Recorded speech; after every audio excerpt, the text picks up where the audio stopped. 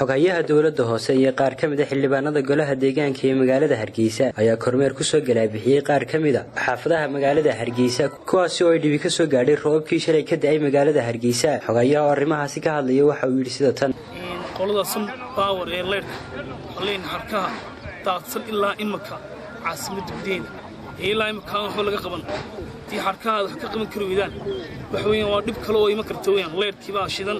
oo arkana goobo badan oo leerkii shidan yahay ayaan soo marnay waxa dhigayna dhulka u daacsan marka in iyagu laftigooda gurmadka ay qayb ka noqdaan oo wixii mas'uuliyadooda ay qaataan waa baaqan u dirana runtii oo leerkii waxay daacsan dariiqii barihiba dariiqii daadsan dhirtii ay leerku saarnaa ayaan xalay ka goyn kari weynay gudun baan ku jiri kari weynay dhirta wadooyinka yaala anagoo ka baqanna in shaqaaluhu leerkaas uu qabsado taasina waxay tahay masiibo kale oo leerku hadduu keeno sababteeda dhimasho keeni karaa wuxuu keeni karaa gubasho keeni karaa waxyaabo fara badan buu keeni karaa marka taa laftigeeda in qolada leerku ay gurmad iyaguna ay fidiyaan oo ay ka qaadaan biraha leerka iyo xarkaha leerka waa mid iyagana baaqan u diray runtii waxa kale oo aan halkan u soo jeedinaa gawaarida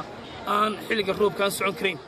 ee gaari iyadoo wadadiina cidhiidhi tahay jaamku aad u fara badan yahay ayaa gaari jiidu ka xun yahay ama aad u liita ayuu xilliga roobka soo saaray ama wadanaya marka in xilliga roobka haddii gaarigaaga aanu awoodi karin inuu dariiqa intaa leeg ku baxo ama uu hore u socdo dariiqii buu ku jabayaa dabeetan jaam baa noqonaysaa wadada baa isxidhaysaa mushkilad kale abuuraysa shilal baa dhacay haddana oo suurta marka waxyaabaha soo badan in mas-uuliyad walbaaba cidda leh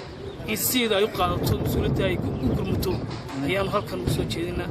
dhanka kale xogayuu waxa uu tacsiyo diray dadkii shalay ku geeriyooday roobabka iskuulkan masiibadii roobka raxmadii ilaahay keenay ayaa halkan iyaduna ay ku keentay in deerku ku dimo laba muwaadin oo ku hoos shaqaysanayay deerka hoostiisa ilaahay ha u naxariisto dadkii ay ka baxeen simriyeema